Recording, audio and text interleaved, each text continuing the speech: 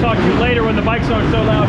Justin Brayton, the great Justin Brayton, and the golden boy Brock Glover. I'll talk to them in a moment. I just want to show you what it looks like out here in Detroit. It's all brought to you by the Honda CRF 450R and CRF 250R. That's what everybody's talking about. The white background on Eli Tomac. And another weirdo ride from Eli last week. Worst ride of the season, lost the points lead. So I got to give credit to Eli. He straight up said, I interviewed him earlier today. What was the problem last week? He had a neck problem. Yes, Eli Tomac, he's like, I don't know if I slept wrong or what, but my Friday morning, my neck, I couldn't even move it. I did everything I could with massage and therapy and all that, but it was a problem. Eli said his neck was so bad last weekend that it actually hurt to even put his goggles on. Even moving his head around that tiny bit hurt. And then he did say of all tracks that provided a rut for Indy, his balance is off, everything was bad.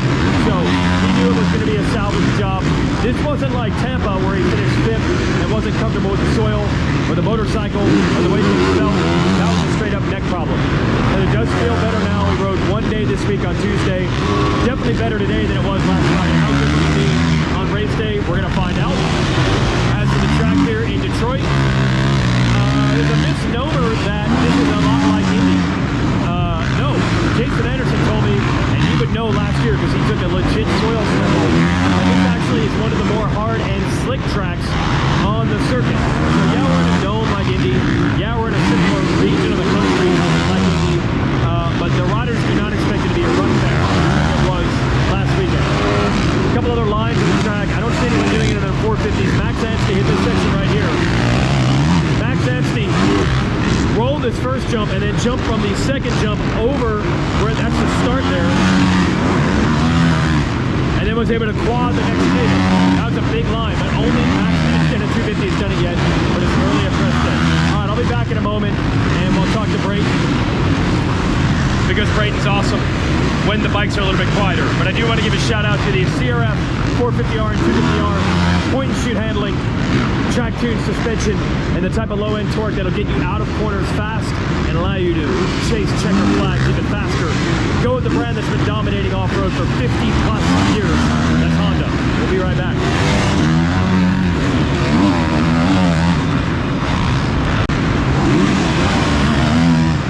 Mark Starling here. Hop, jump, quad. Something else I want to point out here, they're testing new style of grate behind the starting gates. Dean Wilson and Benny Bloss are going to test right here. These grates are narrower. What I believe has happened is we've seen a lot of guys try to move a little bit left or a little bit right in their gate to avoid the rut in front of the gate. Narrower grates are going to prevent that.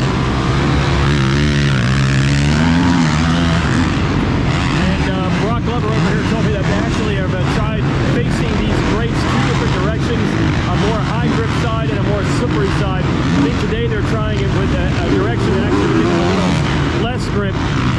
So they're just trying to experiment and see what might work better in the future for the second generation of starting grate. Yes, welcome SMX Insider. Live here on the track, we have Daniel Blair, but more importantly, more notably, yeah, that's what, yes. You too. Well, I don't know. I mean, I can't really top you. Yes. How dare you? How dare you? This is my show. How dare you, Daniel Blair? So we will talk to someone who really knows their way around a Supercross track, the great Justin Brayton. You can go do TV stuff. Actually, you know what? I've always wanted to do this. All right. Give me this. Hi, everybody. This is the Weege Show. Got Justin Brayton here. It's really hard. Jason Weigandt. This is really, I like your little handheld. Really difficult. Yeah. Yeah. Hit me with the tough questions, Weege. Yeah. I mean, Blair Daniel, filling in. Yeah. Let's see how you can do. Go for it, Blair. Tough questions. Hold on. Who had their show first? He Weege could or be. Blair's breakdown? He copied me. He did, Blair's for sure. breakdown He was first. copied the Weege He was show. first. Blair's Yeah. breakdown wasn't even my idea. That's the figured thing. that. I just did it when I was asked You were just to. told, somebody watched this and said, Blair, here's another job you can do, Blair. Yeah, they saw me Yes. sitting once. Oh, I think it might have just died. No, it just, to save battery, it'll just turn the thing off. Get some Rookie. better shit. Rookie, it's harder than you think. Exactly. Yep. Harder than you Hey, man, this is how the pros do it. So, Justin Brayton, we were watching the track today, press day. Yeah. What'd you see? We saw a couple different lines. I don't know if they're going to work, but... Yeah, there's a few different lines. We did see a quad, which that's nice. Actually, that's a debate we could have. Oh, here we go. Table over Here two we go. singles. Quad, triple, triple and a half. I mean, It's getting what's the coined as a quad. proper It's true. terminology, Daniel? I've always been pretty like diplomatic with that, where if you call it a quad, I'll roll with you on that. Ricky calls it a triple, and when he He says does not consider a table he a double. considers it a triple, and when he does, I'm like, okay, I'll go along with that. So I really don't care, but if I was to say what I think it would be a quad, because there's a single obstacle. Well, no, to dump the tabletop would be considered an obstacle. The next one would be, to me, a triple obstacle. The next one would be the quad obstacle. That's just what I would say. The distance is longer than if it was just a single. The distance between that and the next jump would probably be longer. Yes. Although my buddy Kevin Kelly says, have you ever jumped a table and said, I doubled it? True. And I'm like, no, I've never. None of them are right. There's like no Yeah, right yeah, you're answer, right. huh? You're right. But yeah, there's some options. Yeah. Why did we yeah, only track see, looked good. we saw Anstey and Privateers going roll and then doubling and quadding, but I did not see Eli Tomac or Jason Anderson types I doing mean, that. they probably already have the dartfish rating down after lap 2 of press. Hey, Figured that's out. slower. Don't That's even slower. bother. Yeah. Yeah. The dirt, Yeah. though. Yes, the dirt. I mean, this is awesome. This is good. Really, really good dirt. Well, okay. Last year you raced, did very well, by the way, everybody. Indy was rutted last week, and everybody's like, oh, dude, well, Detroit's going to be more the same. They're very similar. Detroit is not similar to Indy. Detroit, typically, I mean, this region, right? We think of this region as Yes. being ruddy. Even if you think of, like, you know, St. Louis, Indy, you Right. know, Pontiac was pretty rutted, Yes. right? Like Grand Rapids Arena Cross was always super ruddy. I like Arena Cross. every- Arena Cross. I like this. You want to, actually, you're both Arena Cross guys. Maybe I should just let you have the camera.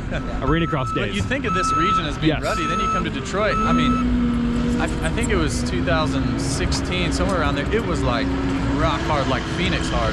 Wow. Then last year, yeah, I mean, you remember Anderson in that 90-degree turn after the finish line, just totally tucked the front out of nowhere. So yeah, it's pretty slick. But this year, it sounds like they screened the rocks. It looks actually really, really good. So yeah, we'll see. But looks fun. Good layout. We're going to talk about the series a little bit here. Daniel, did you ever think we would get to the point, and thanks for giving me double media coverage here, that we would have the points lead change hands after Daytona? The second half of the series begins with a 1-point gap between first and second, and that's not the big story. It's not. The big story is Ken Roczen winning. We all interviewed Ken Roczen this week, but I put in the man. How about that? We all did. We all did. We all did. Everybody did. Mathis did. You know what's good though? Oh, is he going to ride? The police officer's going to ride? Is that Mathis? No, it's not Mathis. It's Steve. It's Blue Crew. Blue Crew. It's Blue Crew. Looks like Daft Punk with the helmet on. But there will be a special interview with Justin Brayton and Ken Roczen, which I haven't even seen it, but I already know it's probably going to be the best one. Yep, we did an interview just about an hour ago. Yep. It'll air tomorrow on Race Day Live. Yep, yep. So yeah, it was a lot of fun. Obviously, Ken and I go way back, and it was interesting interviewing from this side now, because we're good friends, right? So it was good. Tune in tomorrow, check it out. It was fun to do, and that was a huge story. I mean, you know, a couple weeks ago, I think we all kind of counted him out. Oh yeah. We knew podiums, but to win a race, and then you throw in Barsha, like it's amazing. The series didn't need it, but it kind of did. The big three were starting to get away a little Yes. bit. Wasn't it feeling But predictable? It started to Started feel feeling a little predictable. a little bit. I feel like we needed that. Yep. But I think Barsha's a massive story as well. I mean, he rode incredible. Even at Daytona, he rode great. So, yeah, tons of storylines. But the Kenny one was awesome. I mean, I was at home and my wife's jumping up and down, and my heart rate was through the roof the last couple laps. Yeah, really cool. What's funny, he said to me on press day at Daytona, we are done changing the motorcycle, we're just making tweaks. And honestly, we hear that all the time. It usually doesn't mean anything, but I heard that one with him in particular because I think everybody thought they're going to be chasing it all year, maybe forever, maybe for 3 years. When I heard him say, no, we are finally in a good spot, I knew then it wasn't just excuses or reasons. It was, no, we had to find something. We have now found it. And I was like, this could be something. And then 2 weeks later, it actually was. Yeah. And, you know, just talking to him this week and stuff, he literally didn't touch anything this week. Yeah. And the week before Daytona, I was actually at the track with him when they made a big swing at the bike, and I watched him before that change and after that change, and honestly, it did make a big difference.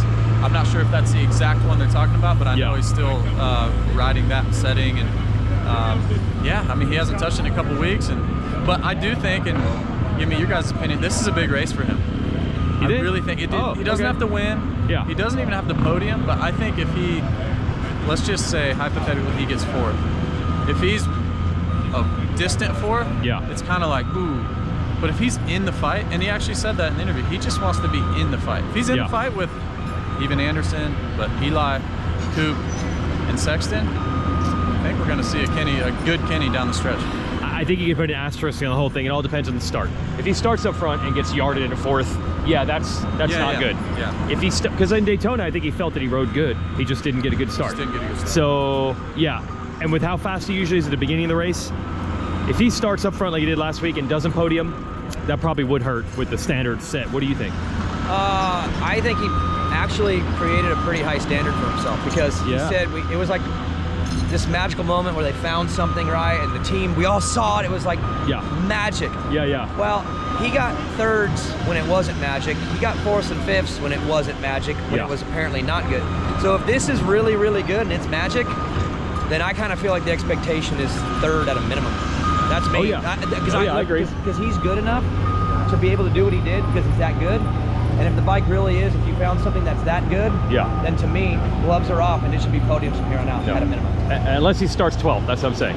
Then we could take the 4th. If that's any guy. But then I will say too, JB, let me ask you this as a racer. It's great stuff. Kenny winning, to me, would make Barsha, Anderson, and Plessinger go like, oh, wait a minute, this isn't just the 3. And I feel like this soil, and again, a little bit of revenge in this building, I think Anderson's going to be pretty dang good here, because of what Kenny did last week. What do you think on that? Totally, yeah. And look, AP's been trying to get one for a while. Barsha hasn't got one in a long time. And typically, we talked about it this week, but Barsha usually wins by track position, not really speed. He's been the fastest guy the past 2 weeks. Like, factual, on paper, he can say, I was the fastest guy at the race. I don't know, have we ever been able to say that? No, I don't feel like top-end speed. It's never been that way. Even when he wins, it's never been that way. It's start and fight everybody off. Absolutely. But this year, he's going through guys. It's crazy, He's usually been a little bit of like a Diet Coke version of Webb, to be honest. It's never been speed. It's always been his ability to kind of fight, scrape.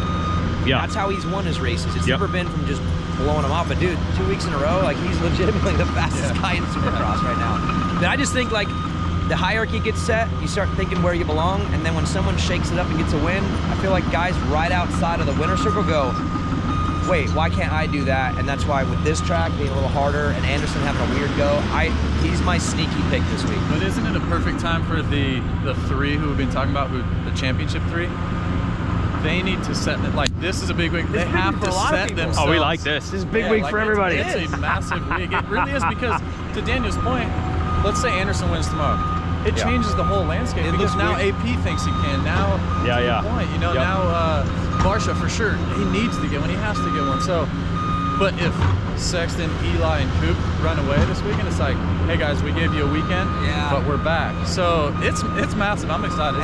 It's a good time to be a fan. If a Kenny does it again, or a Barsha, or an Anderson, then if you're Tomac, Webb, and Sexton, you're like, all right, it's not just my title rivals I got to worry about now. These guys are all back in the mess. And honestly, Anderson and Barsha are guys you just don't want to deal with in a title fight. Like, you wouldn't want them around. So if they believe and all of a sudden they're around, they're going to make the whole thing weird. I think Dean's going to do a start against a police officer and the Daft Punk helmet. Is that Justin Hill? He's got the elbows up, I'll give him that. Yeah, it was good. Yeah, we have to qualify with this. Like, Ken's win is awesome. We don't want to take anything away. But look, Eli had a neck problem. Wasn't good. Webb went off the track late, right around the time that he usually tries to have his magic. Wait, what'd you say? Webb said he went off the track. No, Eli had a neck problem? Oh, breaking news, buddy. Breaking news. He announced it today on Preston. Hey, even the pros go to the Weege show. Yes, he slept bad Friday morning. He could not move his neck. He said it hurt to even put his goggles on, Daniel Blair. Really? So use this on the broadcast. Hey, free of charge. Man. Some people knew earlier than others. Justin? What's wrong with you guys? That's what happens when you He's just old now. Why are you guys all liars, man? Yes. At least he's transparent. At least we're not all speculating. 6 days later he was. 6 days later, he told everybody today. After everyone just like torched him all week for the weirdo ride, now he admits he slept. I mean, yes, it's probably the bike, it's pressure, it's who knows. No, it was just a neck problem. He rode Tuesday this week. That's it. Feels better. But I'm gonna say, okay, Sexton crashes, Webb goes off the track, Tomac has a neck problem. all three of those guys might be like, well, that was just my bad night. I'll beat them again. So that's what makes this pivotal. I'm not taking anything away from the Webb. That's why this weekend's huge, because if they let another guy in or let Ken in again, yeah. But if they stamp themselves, it kind of goes back. And you know what? You're right. If you were a betting man, which I am, I would bet probably a Tomac, Webb, Sexton podium. I mean, right? Oh, here we go. The odds are that they're going to be the three best every night at the end of the race. But I want to live. I want to live on the idea that someone's going to keep making this weird and messy. But odds are, it could be. Yeah. What's he doing? We have a lot of data. He just roosted him, bro. He just roosted the police. I ran your theory by Jason Anderson himself. What theory? Like the theory of, does Kenny winning? You battled Kenny all year. Does that give you a little extra confidence to say like, well, if he can do it, I can do it? And Anderson said, if you think about this time of year last year, he's like, my season was, this is his quote, going to crap. I had a bad race here. I had a bunch of bad races. Right over there. Right over there, yeah. And he's like, and then just when it was going horrible, I won 4 in a row. So he's like, I have to feel that any time, as long as you stay in it and keep working and keep grinding, I have to feel like any time it's about to go. He was also more in the mix at the start of the year, though. Up to this point. Oh, there was a lot of mess going on there. Oh, he was way better last year than this year. Anderson was in a different spot. He was already had won some races, It's funny, one of my amateur kids this week at Spring, well, you know, there's two, Freestone and Spring back to back. Freestone was going terrible, just falls, issues, and then finally the last race at Freestone, he won. Rolled it right into Spring-a-Ding, win, just started winning them. And it was literally because one, and it wasn't like he was even close. He was having problems. One win, all of a sudden it was like the light turned on, and then he just went on like a couple moto run. So, like I said, Kenny could win here tomorrow, and we're like, oh, okay, different conversation. But we love it. We don't know. But we do not know. Like I said, an Anderson or Varsha win is just as important as Kenny doing it again. What it shows is that the top three aren't the top three every night. And we need that really badly, I think. It's really exciting. All right, this has been the longest and maybe best Weege show ever because we had Justin Brayton in it. Thanks for watching. Hey, what bike do you ride, by the way? CRF 450R? CRF 450R. Great motorcycle? Wow, great motorcycle. Top 5 in this building. Top 5 in this building last year. Sponsor move right there? Yeah, it was. Yeah. That's great.